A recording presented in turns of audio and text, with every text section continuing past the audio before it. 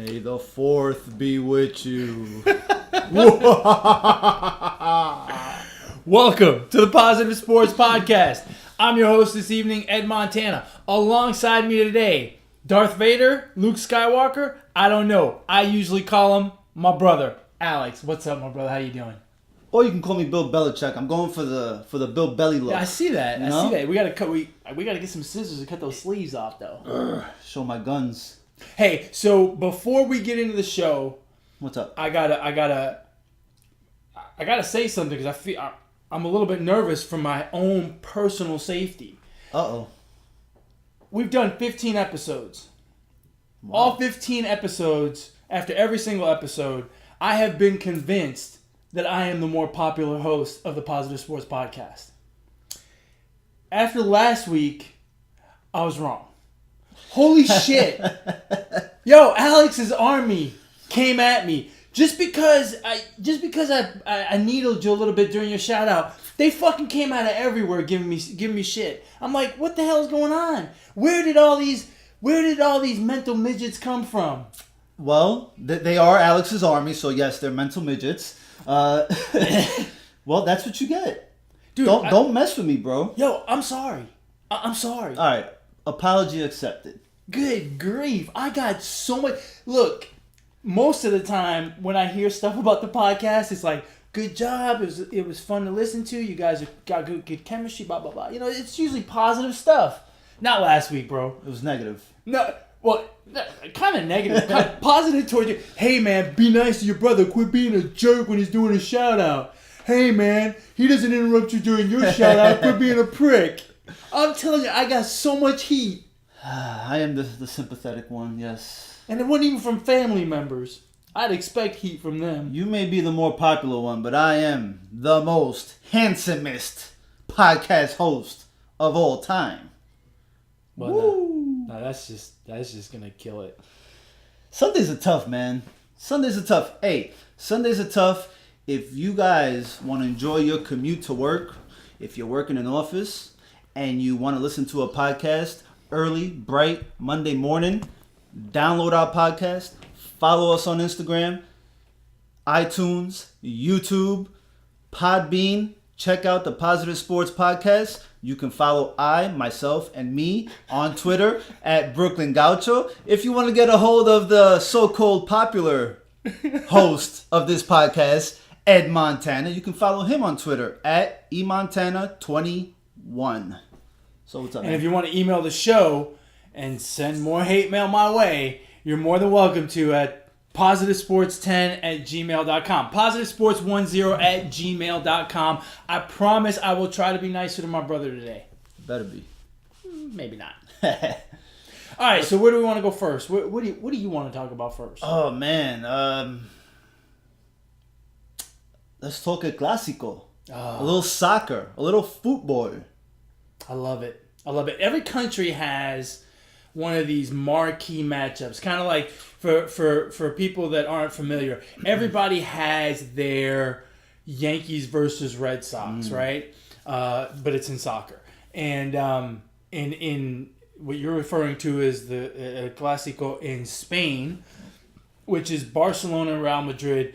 Not just the two biggest teams in Spain, but probably two of the top 5 clubs in the world. Oh, yeah. Their following is massive. They spend money on those two teams like it's growing on trees. I mean, they just go out and buy the best players. They are all-star teams. Yeah. And so when they face off, it is fireworks galore. And there were some. Oh, yeah. There was some. It got a little excellent feisty.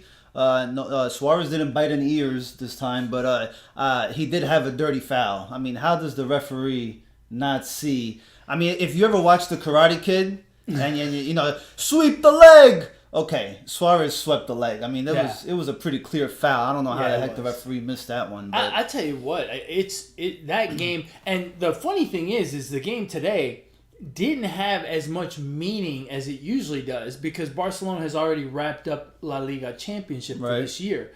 But Barcelona did have something to play for. They have a unbeaten streak of 41 or 42 games, I think, heading into today. I think 41 heading into today. It ended up 2-2, so they've made it to 42 games in a row without losing in La Liga. And I think they had a little more to play for. And it's just one of those games where it doesn't matter. It doesn't matter where they are in the standings, where they are in the season, who's ahead, who's behind, what's clinched, what's not clinched. When those two step on the pitch, it's two of the top teams in the world, and they just go at it. Yeah, I think the fans got what they wanted out of this game. It was a good match, a little chippy. You got to go from Ronaldo and Messi, so you got to see them score. That's right. But that unbeaten streak is amazing. I mean, I don't care what sport it is. 41, 42 games of not losing, that's pretty damn impressive. I mean, that's up there with UConn.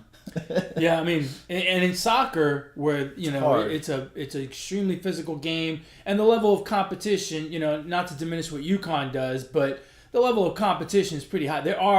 I guess there are some patsies in the schedule, but it's pretty high level stuff. And, yeah, I agree. 41 games and over an entire season. They've played 35 games this year. They were unbeaten over their last 6 last year, or last 7 of last year. It's just an incredible run, and it is so entertaining to watch. The thing I always find interesting about these games is they're working the ref from the opening whistle. Oh, yeah. I mean, every foul, there's 5 guys chirping at the referee. God forbid he has to show a yellow card, because then it's like 8 or 9 guys around the referee talking. I mean, it's just... I read something that I guess they were in the tunnel at halftime or before the match, and where it was at halftime. It was at halftime, and the players and the refs are in the tunnel. And I forgot his name. You probably know more than I would. The player from Real Madrid was like, Messi was pressuring the referee. I guess he was trying to put Sergio Ramos. Yeah, that's right. Well, because the referee sent off a player from Barcelona, which was absolutely the right call. I mean, it was a pretty horrific foul. Well, horrific's probably overstating it. It was a bad foul. Yeah, he was right to send him off, but Messi, of course, was working the ref in the tunnel. And it's one of those things where, and I think the players know this, they're not arguing that call. They're not trying, nothing's going to happen to that call. Right? That call's made, referee's not changing his mind. It's the ones that come after. But they're working the next call. Right. And they're working the entire game. It's ridiculous. And I think, later on in the game, Marcelo went down in the box. I don't know that I would have given a penalty in that instance, but it was close, and when it's close like that, the referee did not call the penalty. You have to wonder if getting barked at as much as he did by the home fans and by Messi at halftime, or allegedly by Messi at halftime, had something to do with the no call. Well, shit, Real Madrid had 20 fouls called on them, and Barcelona only had 8. Wow, that's a pretty... That's a big discrepancy in a game like that. Absolutely. But admittedly, too, it's a different style of play, where Barcelona does a lot of small touch with the ball, a lot of possession, which causes other teams to commit fouls. Yeah. And because they have the lion's share of the possession, causes them not to commit as many fouls. So it's kind of it's kind of surprising, kind of not that surprising. But it is so much fun to watch, and I'm telling you, there's nothing better than seeing Messi and Ronaldo on the field at the same time. Those two guys, what they do, the attention they command. Double teams, triple teams sometimes, and they still work the ball through. They still make great passes. They still seem to find open spaces. I mean, it's just... Their body of work is incredible, man. They really are. I'm excited for the World Cup to come and watch them too. Yeah, I think I said this a while back. It's ridiculous. I mean, they are literally 1 and 1A. Yeah. And there is no number 2. There is no number 3. There's no number 4, number 5. The next best player is like the 6th best player in the world. Yeah. Because they should occupy... There's so much gap between them and the 3rd best player in the world that you may as well call him the 6th best player in the world. Yeah. It's crazy. Yeah. It's crazy. Truly amazing. Fun to watch. A lot of fun to watch. Basketball? A little basketball? A little basketball. Are you shocked by the Celtics and Sixers series? Absolutely. I had that series going 7. I mean, Well, it yes, still could. it could. It won't. Man, I don't know that the Sixers. So they played Game 3 yesterday, and they were sloppy with the ball. Yeah. The Sixers were just sloppy, man. And it goes back to what I said, man. They're a happy shooting team. It's not gonna work. It's not gonna work throughout the playoffs unless you're the Warriors. It's just not gonna work. Well, but in all fairness, the Warriors aren't just a happy shooting team. The Warriors, I mean, look, Kevin Durant is not just a 3-point shooter. Draymond Green is not just a 3-point shooter. Yeah, you've got the Splash Brothers, but even then, Curry gets in the paint quite a bit as well. I think it's a little unfair to label them as a happy shooting team or in that same vein to the extent that the Sixers are. Yeah, I mean, the Warriors like to shoot, man. Look, they're taking 30-foot 3-point shots. They're making them, but I mean, they like to shoot. But yeah, the Sixers, I just don't. I'm not sold on the team.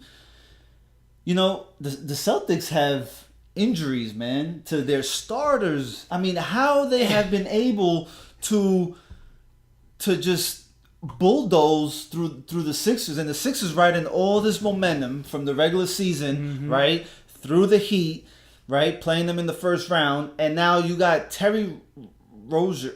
I always mess up on his name. Rozier. Terry Rose, I'm gonna call him. The French version. That's right, Terry Rose. I mean, Al Horford is playing well, and Jaylen Brown's not even 100%.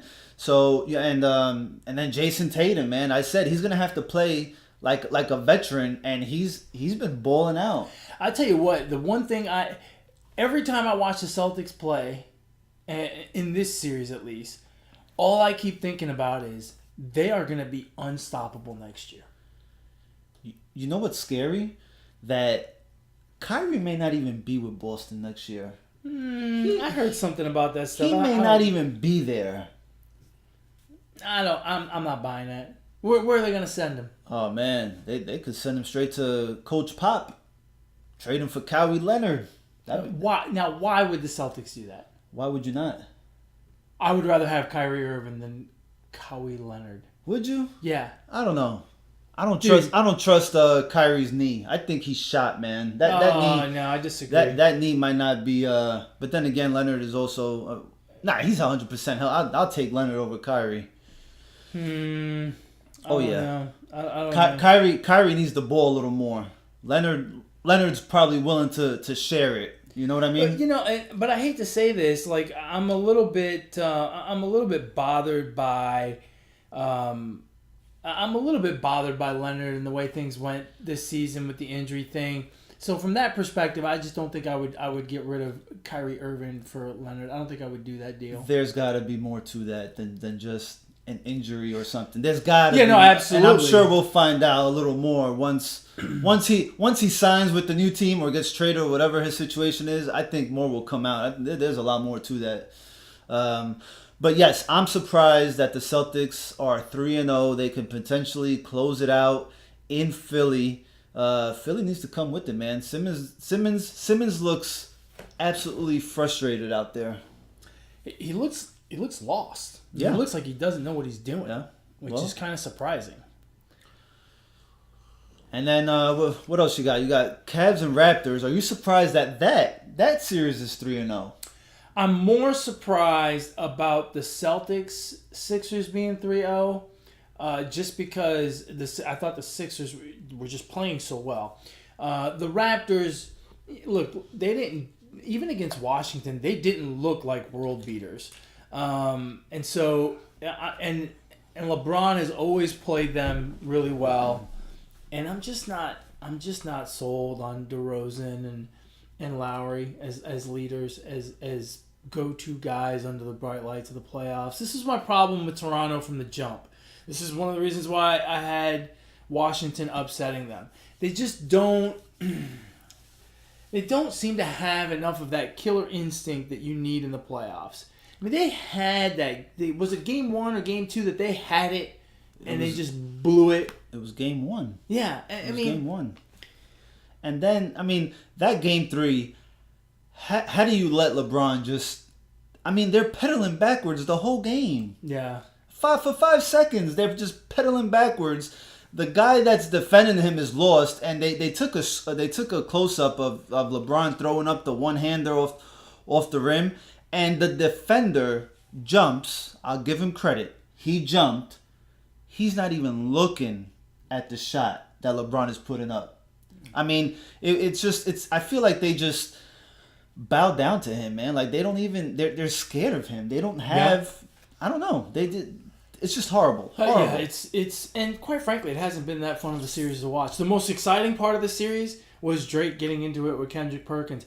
Drake better watch himself because Kendrick Perkins doesn't have much career left. He may not give a crap and go over there and sock him in the mouth. Oh, Kendrick Perkins is a teddy bear, man. He's a nice guy. Nah, I'm not saying he's not a nice guy, but I mean, he is, man. I've heard he's like the nicest guy in the world. Like seriously, Drake should just shut the hell up. Yeah, I don't like when celebrities do. Like I didn't like it when Spike Lee got into it with Reggie Miller back in the day. You know, I just look, man.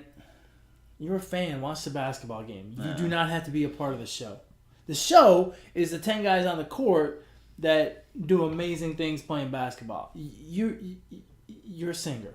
Shut up. Yeah, you want to sing? Sing the halftime show or something. Does he ever sing the national anthem since he's always up in there? Well, he's not American, so he can't. He's got to. Well, in Toronto, don't they sing the Canadian national anthem before games? I don't know. Do they? I don't know. Do they sing the national anthem in Toronto? Yeah. Before the game? I don't know. That's a good question that I don't know the answer to. Like I've been to Rockets games and stuff. And they play it. They sing the American. Do they sing both national anthems when Toronto comes to town? Not that any of those players are Canadian, but who cares about the players, right? Because we got a bunch of European players. They don't sing the Lithuanian national anthem. Yeah, dude, they'll never get the game started if they were to sing every national anthem out there. And now the national anthem of Croatia. And now the national anthem of Argentina. Hey, back to the Cavs and Raptors. You can't tell me anymore that LeBron doesn't have any help because his teammates are helping him. It's not a one-man show. I don't care if he's putting up 45, against the Raptors. 8 rebounds and 8 assists. He's getting help. He's getting help. Love is playing like he wants a new contract. Well, he's probably due up for one then. That wouldn't surprise me. That's the only reason those guys play hard. No, I shouldn't say that. That's terrible. Nah. That's terrible. And then out west, the second round, in retrospect, this second round is not nearly as exciting as I thought it was going to be. Because out west, it's boring. Pretty much. The Warriors are pretty much having their way with the Pelicans. Yeah. I mean, sure, they lost one game, but I think these guys, they just get kind of bored beating the brakes off a team 4 games in a row. It's hard to do it 4 games in a row. It's hard to stay focused 4 games in a row. Yeah. I mean, it's a long season. Especially the Warriors, right? They've been playing. They've been playing 100 games for the past 4 years. No. Mm-hmm. Yeah. Yeah. Or no, 3. Well, whatever. You get the point. No, it's roughly 100, right? Because it's you're going into the finals. It's 82 during the regular season. 4 series of 6 games each. Yeah. That's 20 to 24 games. At minimum 16, right? Right, if they sweep. So that's 100 right off the bat. Well, that's only 98, but there's definitely a couple losses. You are a math major. Yeah. But Alex is good at math too, Mr. Alex Army. 1, 2, 4. Yeah, I'm just trying to make nice with the fans, man. I don't want to get any more. Right. Were you just laughing at me? No, not at all. I was laughing at my. Hey, I need backup. I was laughing at myself, man. Yeah, bring the guy with the bat. Yeah, bring 2 bats. I already got a bad knee, bro. I don't need a guy with a bat. And then you've got the Rockets and the Jazz. Pretty much the same. Yeah, I mean, this series is a little more interesting because the Jazz are a decent team, young team, but the Rockets are just too much. I mean, I'm telling you, I'm just sitting here in this second round. All I'm doing is popping the popcorn, waiting for the Rockets and Warriors. Yeah, and hoping no one gets injured. Hoping Steph Curry's back at 100%. Because I want to see that series. I want to see them clash. That is just, to me, that's the best series. I wish that was the finals. Only to be let down by a 4-0 sweep. Yeah, one of them's going to sweep the other one. That would suck. Two guys get hurt. Like Harden and Chris Paul get hurt on the Rockets and the Warriors sweep. Or Steph Curry and Kevin Durant get hurt and they sweep. And the Rockets sweep or something like that. That would be terrible. Yeah, I can't wait to see that series. I think that'd be...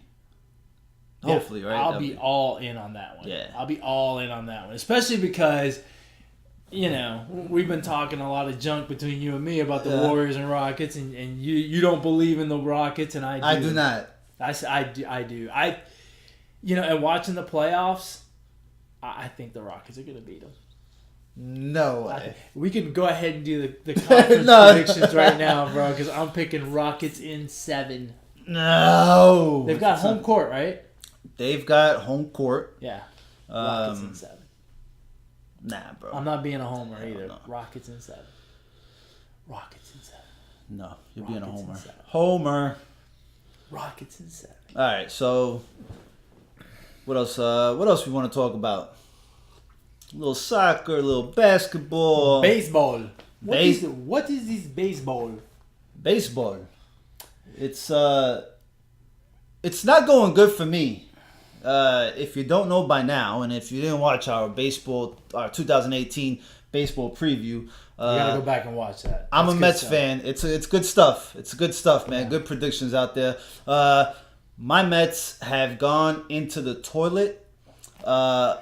Horrendous baseball they are playing. We started off 11-1. And it's just been horrible, man. Oh, I mean, when we're not pitching, we're not hitting, our bullpen sucks. It's just been terrible, man. It's hard when you start off every game down 3-0 after 2 innings. I mean, it's just crazy. It's amazing how a team can go completely south like that. I mean, they look like the worst team in baseball lately. They look what everybody thought they were going to be. I mean, they have fooled the heck out of me because I didn't think they would keep up 11-1, okay, at that pace. But I mean, how do you get swept?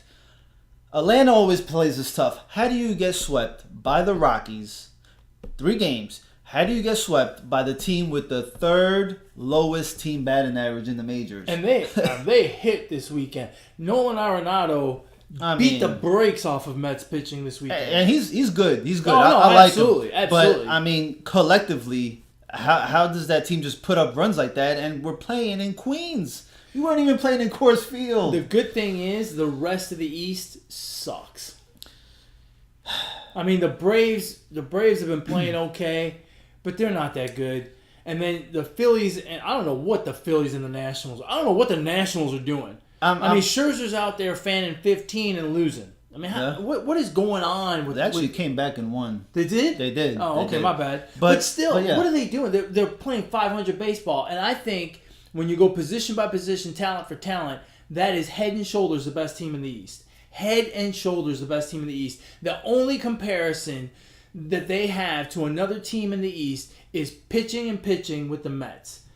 And actually starting pitching, except for this, obviously the Mets are in the crapper now. But starting pitching, that's probably the only place where there's a team that rivals what the Nationals have. But other than that, batting, their bullpen is terrible, and that's part of their problem. But with those starters, you don't need much bullpen. I mean, good grief. You have Scherzer, Strasburg, Gio Gonzalez. Who's the other one? I'm missing. Tanner Roark. I mean, he's probably not a big household name, but he's having a decent season. But he's pitching.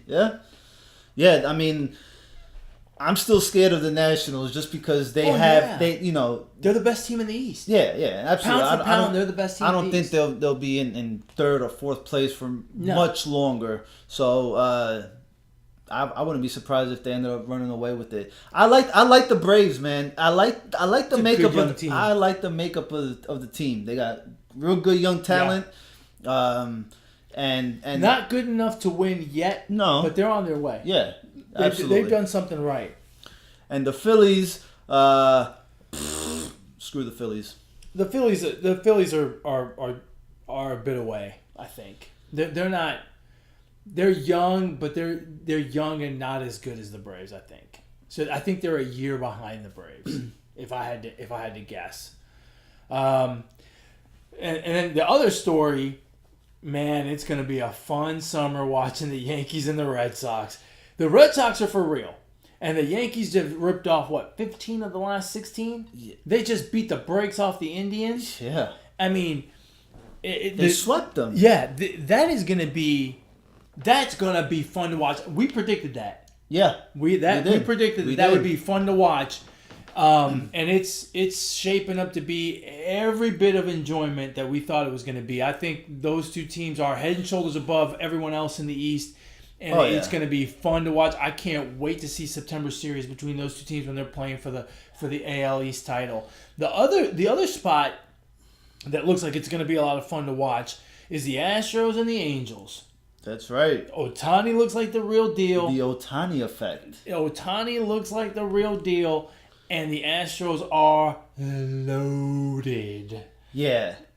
So I think that's gonna be another fun one over the course of the summer. It's not gonna get, obviously doesn't have the same cachet and history that the Yankees and Red Sox have, but it's gonna be fun to watch. I'm looking forward to that. Yeah, I mean, the Astros. What concerns me about the Astros is their bullpen. It's not as good as it was last year. I agree.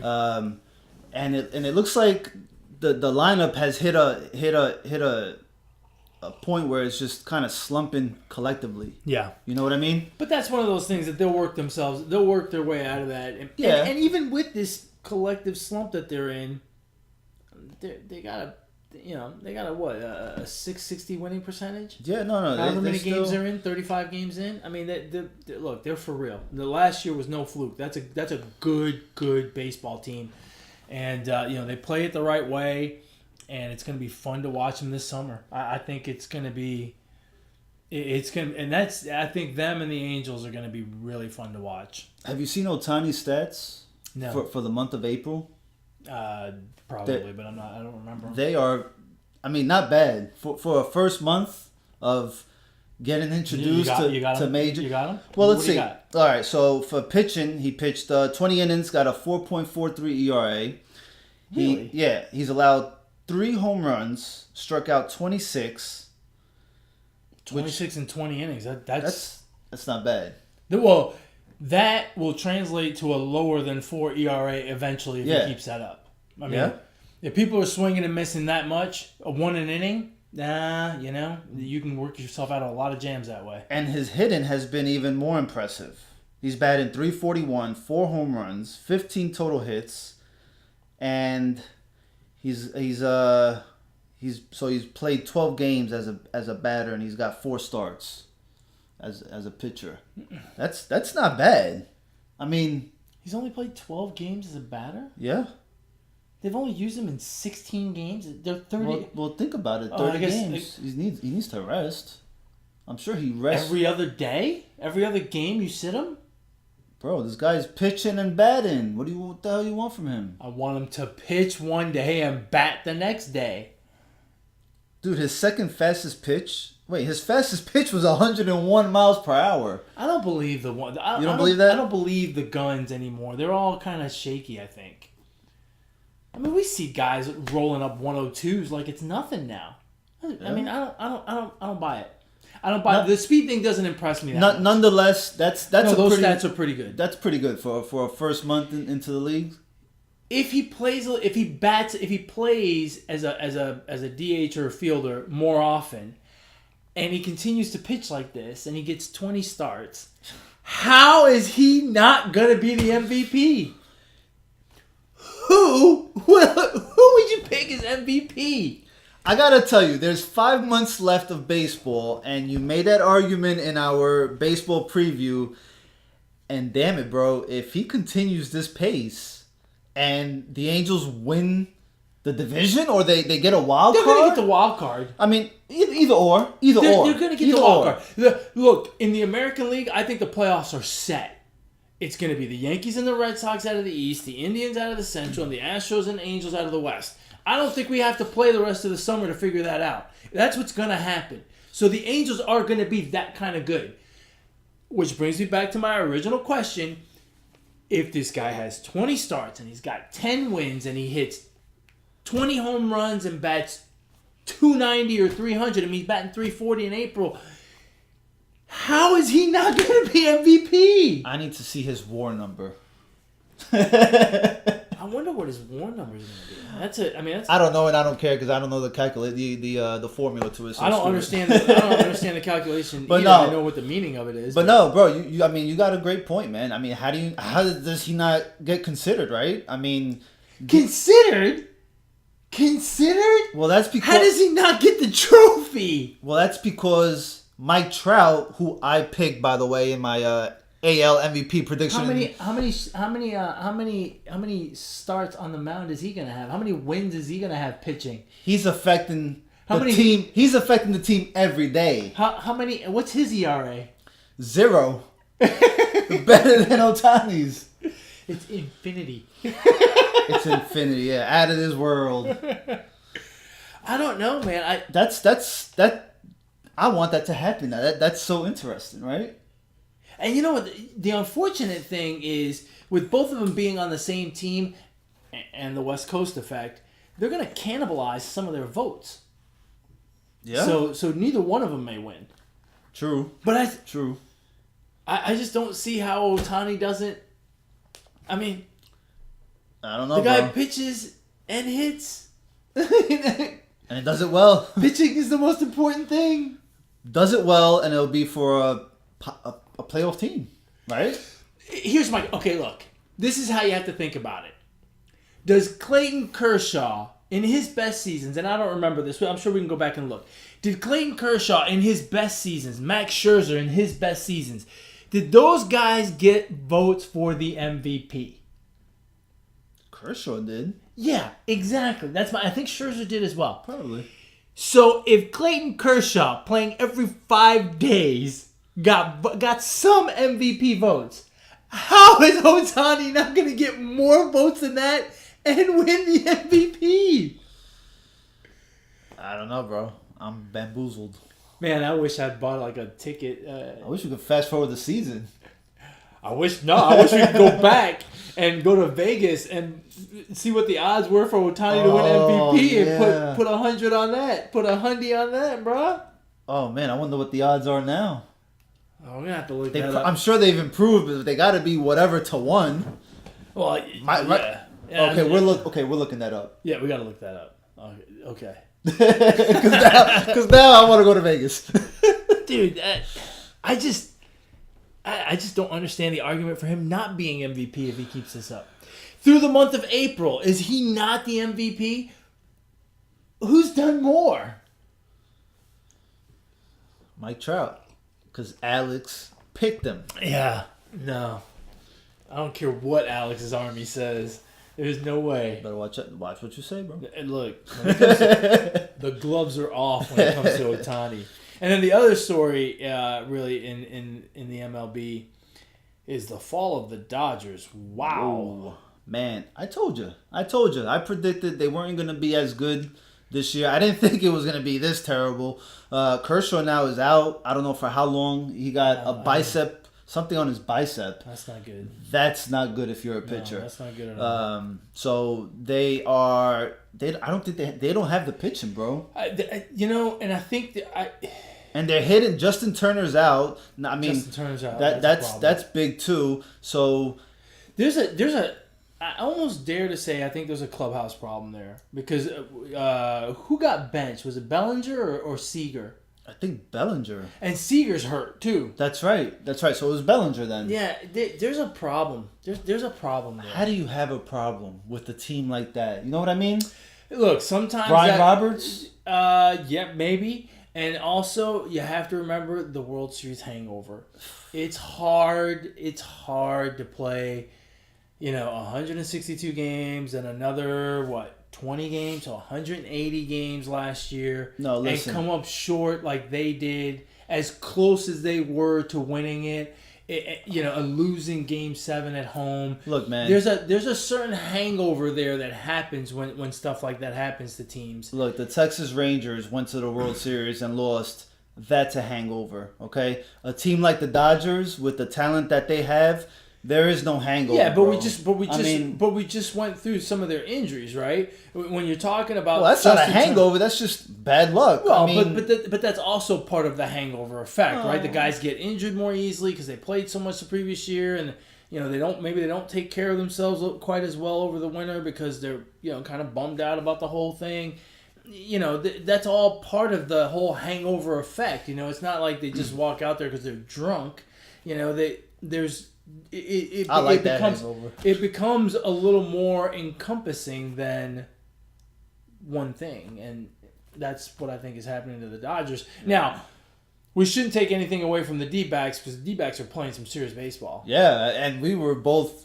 So far, we've been both completely wrong, right? We thought that the loss of J.D. Martinez would hurt the team. I said they have no pitching, but they're pitching great, and their lineup. Pollock had like 3 straight game-winning hits or something like that. I mean, crazy. They're playing complete baseball. It's funny how we got the American League spot on. Yeah. Except for maybe we weren't as high on the Angels as they've shown over the first month. That's probably the only thing we missed. We had Yankees, Red Sox, we had Cleveland, we had the Astros. And then in the National League, we didn't get anything right. So I got the West. I'm first month of baseball. I'm pretty spot on with the West. Don't discredit me, bro. The NL West? Yes. You said the Dodgers were gonna win, bro. I said that would be the better division in baseball. Who'd you say was gonna win the West? You didn't know I saved it. I probably said the Dodgers, but no. Here comes the but. That's right. But I'm looking it up. If y'all hear crinkling paper, that's me going through. No, but I said they wouldn't run away with it, and they're certainly not running away with it. Now they have to run and catch it. Where is this? Where is it? Right hold there. On, hold on. Division winners. The Dodgers. Yeah, I picked the Dodgers, but that doesn't mean that I picked them to like run away with it. I mean, yeah, but now they're running down. Well, the only way to go is up. Well, they could still be worse than the Padres. Can you? How's that Eric Hosmer contract paying off? Man, it's paying off good for Eric Hosmer. Eric Hosmer, you get an early shout out, bro. That's right. Good job. Actually, your agent deserves the credit because that's amazing. I mean, and you dropped the pop. How'd you do it, bro? Hey, man. It's got a good agent. How do you rebuild, right? If you're the Padres, how are you supposed to rebuild when you have nothing but low salaries on the team and you got up-and-coming players, prospects, and then you go and you sign Eric Hosmer for 8 years and $140 million? Well, this is what I don't understand with a lot of teams, right? You really have to put all of your eggs in one basket or the other. You're either going to rebuild or you're not. And the Padres are very clearly in a rebuild situation. To then turn around and spend all that money on Eric Hosmer, to me, is ridiculous. The Braves did the exact opposite, right? Yep. When it started to go south and they knew they needed to rebuild, man, they started grabbing prospects into the pipeline, and they didn't get into the free agent hunt. Did you hear that they're bringing up Bautista from the minors? They brought him up already. And I think he hit a home run yesterday. Or today. I think last night he hit a home run. That guy fell off fast. I'm surprised no one in the American League signed him. I would have thought they would sign him there first, right? Yeah. As a DH. Yeah. And he's playing third base for the... Really? Yeah. He's playing third. He can't play the outfield no more. I don't think he has the arm or the... third base either. Well... I'd rather put him there than the outfield. Certainly not going to play first base. Why not? Because you have Freddie Freeman there. Oh, that's right. I forgot about that. I don't know. I'm just amazed that the guy's come back. What do you think about Bryce Harper leading off? Your best hitter leading off. I don't have a problem with it. No? Because, look, if he's my best hitter, I want him to get the most at-bats. Right, but your best hitter So your first and your second are your speedsters and your contact hitters. You expect them to get on base, and He's then fast and he hits the ball. He doesn't strike okay, out. so he's gonna hit a bunch of solo home runs. Great. Who are you going to put in front of him? Your speedster and your contact hitter. Who are their speedster and contact hitters? Exactly. That means Washington's lineup. That means Washington is telling you that they don't believe that their lineup is good enough that they have to put Bryce Harper at the leadoff spot. So you think the team is poorly constructed? Yes, I don't think. Yeah, I think. You know what? You know what I really think? I don't think I know. You know what I know? They're missing Daniel Murphy. Just like the Mets are. Daniel Murphy. He's hurt. Still? Still. God, he's been out for a grip now, huh? God, I miss that guy. Yeah, he's been out for a while. The Mets need so much help. We need help. And now they designated Matt Harvey. I feel bad for Matt Harvey. I think, he was a horse for the Mets. And I, for one, really appreciated it. But then the injuries and the ego and maybe the nightlife just kind of got to him, I think. It was the perfect storm. The Mets did the right thing in my eyes of making this move now. Oh, I agree. Early. Not only for the sake of the team, but for the sake of Matt Harvey. I think he still can pitch. He's going to pitch again. Let's not forget, Mets fans, don't forget Game 1 and Game 5 of the 2015 World Series. The guy balled out. He damn near took the ball away from Terry Collins. He wouldn't come out. He kept us in both games. We just couldn't score any damn runs for him. So Matt Harvey, he's and let's not forget surgeries, man. Tommy John. I mean, damn near laid it on the line. I think I agree with you, and I'm very appreciative for what he's done, and my hat's off to him for the career that he had with the Mets. Where I do disagree with you is I don't think he's a major league pitcher anymore. And look, at some point you just can't do it. Not everyone's going to be Bartolo Colon, right? I think he's just gotten to the point where he just can't do it anymore, and it's a shame. I miss Bartolo Colon too. Yeah, it's a shame because I like Matt Harvey and he did a lot of great things for the Mets. So yeah. So whatever. Hey, we got to move on, man. Next man up. Next man up. And unfortunately, we haven't found that next man yet. And the men we have won't step up. It's a problem. Alrighty, my friend. Shout out. Shout out. Let me go ahead and leave the room so you can do your shout out. Please wait. Let me get the army. Yeah, I need back up. I'm about to shout out right now. And you're here already. Okay, great. Better watch it, big bro. Go ahead, man. Do your shout out.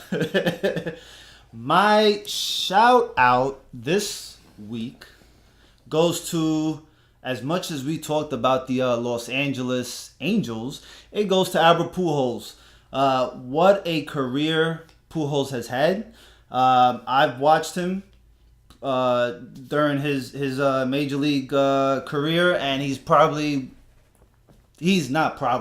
top 2 hitter that I've ever seen. He reached 3,000 hits. Yet, what do I need to? I didn't say anything. Don't make no faces. Oh, sorry. Probably one of the best hitters that I've seen. He got 3,000 hits this past weekend. Huge milestone, 3 MVPs, 1 Rookie of the Year. He's, I don't know how old the guy is, 38, 39, but he is absolutely still hitting the ball. Great first baseman, great team player, great guy. Does great things off the baseball field too. So my shout out to Albert Pujols and his 3,000 hit club that he's joined. Yeah, it's always so impressive to see a guy reach 3,000 hits. We've seen it. What is it? 32 guys have hit 3,000 hits, and so you almost kind of not take it for granted, but it just kind of in today's world with so much news, it just kind of comes and goes, right? But if you stop and think about it, a 200 hit season is a great season. Mm-hmm. 3,000 hits is doing that 15 times, and that's tough, man. Playing baseball for 15 years at a high level is tough. And obviously he's done it for longer than that because he hasn't had 200 hits every year. So, just amazing. He's never struck out more than 100 times in a season. Really? That's impressive, man. I'm telling you, man. Best. He's probably, he is one of the rarest combinations of speed, of contact and power. Yeah. Hitting He doesn't for strike average, out. hitting for average, and hitting home runs. He doesn't hit quite as many home runs as he used to, but he's pretty good. My shout out. Geez, there's so many that I could go to, right? Like, a little shout out to Justify, who won the Kentucky Derby yesterday. Led wire to wire. Well, maybe not wire to wire, but it was him and another horse right out of the gate, and then with about a quarter mile to go, man, he just kind of took off. He took off, I thought, a little early, but he just ran away from, and in some really sloppy conditions. Oh yeah. And the first horse in, I don't know, 100 and some odd years who did not race as a 2-year-old. Comes out as a 3-year-old, wins the Kentucky Derby. So, shout out to the horse. Damn. I kind of feel dumb doing a shout out to a horse because I don't think he heard it. But maybe in the stables they play the Positive Sports Podcast. So who knows? My shout out, my other shout out, or my main shout out, goes to Arsene Wenger, the manager of Arsenal. Today was his last home game as he's wrapping up the Premier League season. We talked a little soccer earlier. This is in England. Arsene Wenger, has been at Arsenal for 22 years, which, if you follow European soccer, if you make it 5 years anywhere, that's some serious tenure. It's not like it is here in the States. In Europe, you have one bad season, a season and a half, you're gone. I have not looked this up, but I would guess Chelsea, which is another big Premier League team, Chelsea's probably been through 10 managers in those 22 years. I mean, they just don't last. They don't have the patience for it. These big teams, they spend the money on players, and if you don't produce right away, you get canned. And they've got the Premier League, the FA Cup, the Champions League. They've got all these different competitions going on, and you can be doing great in one, but if you don't do really well in the other, you're canned. That's it. I mean, they just don't have the patience for it. And Arsene Wenger was there for 22 years at Arsenal. In the beginning of his tenure, they got him the big-name players, and he won championships. And at some point, management decided, we're not spending money. You're going to have to do it with young players. And he's still very competitive in the Premier League, very competitive in European competition with much less talent. Maybe not much less talent, but certainly much less experience, very young teams. And he, a few weeks ago decided that this would be his last season. Today was his last home game at the Emirates Stadium in London for Arsenal. And he will wrap up the season here in the next week or two.